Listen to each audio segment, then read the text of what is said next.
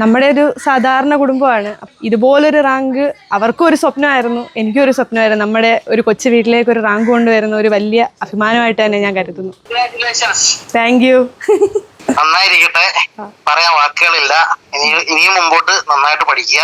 ഒരു ഓട്ടോറിക്ഷ തൊഴിലാളിയുടെ മകളായി ജനിച്ചതിലും അതുപോലെ ഇങ്ങനെ ഒരു വിജയം എനിക്ക് കൈവരിക്കാൻ കഴിഞ്ഞതിലും ഒരുപാട് ഞാൻ അഭിമാനിക്കുന്നുണ്ട്. എന്തായാലും ഞാൻ അമൃതയെ കാണാനായിട്ടാണ് ഇവിടെ എത്തിയത്. ഒരുപാട് സന്തോഷം.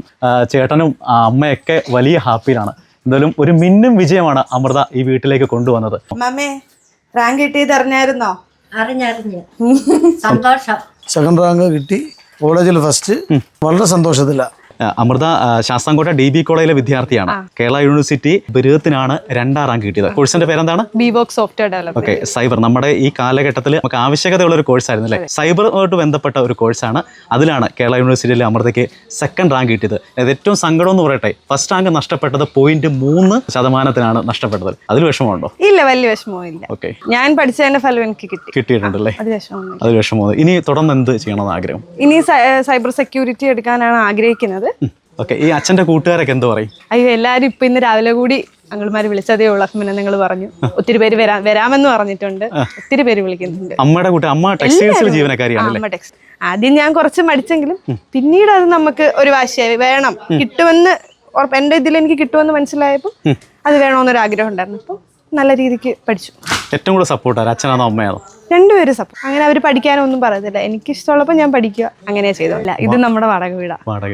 ഏറ്റവും ബുദ്ധിമുട്ട് നിറഞ്ഞൊരു സാഹചര്യത്തിൽ നിന്നാണ് തീർച്ചയായും 2ാം റാങ്ക് കരസ്ഥമാക്കാൻ കഴിഞ്ഞത്. നമുക്കൊരു വീടില്ലാത്തുള്ള വിഷമമുണ്ട്. പക്ഷെ ഈ വീട്ടിൽ നിന്ന് തന്നെ എനിക്ക് റാങ്ക് വേണമെന്ന് ആഗ്രഹം. കാരണം എന്റെ എല്ലാം 10ഉം +1ഉം +2 എല്ലാം ഞാൻ ഇവിടെ നിന്നാണ് കഴിഞ്ഞത്. നേട്ടങ്ങളുടെ ഒരു വീടാണ്. അത് നേട്ടങ്ങളുടെ ഒരു വീട് തന്നെ. ഞാൻ എന്റെ 10ഉം +2 എല്ലാം ഇവിടെ നിന്നാണ്. ഇനിയിപ്പോ ഡിഗ്രിയും ഇവിടെ നിന്ന് തന്നെ കഴിഞ്ഞിറങ്ങും. വിജയിച്ച കയറാം നല്ല രീതിയിൽ. അപ്പൊ അതിനൊക്കെ സാധിച്ചതിൽ ഒരു ഭാഗ്യ വീടാണല്ലേ? അതെ അതെ.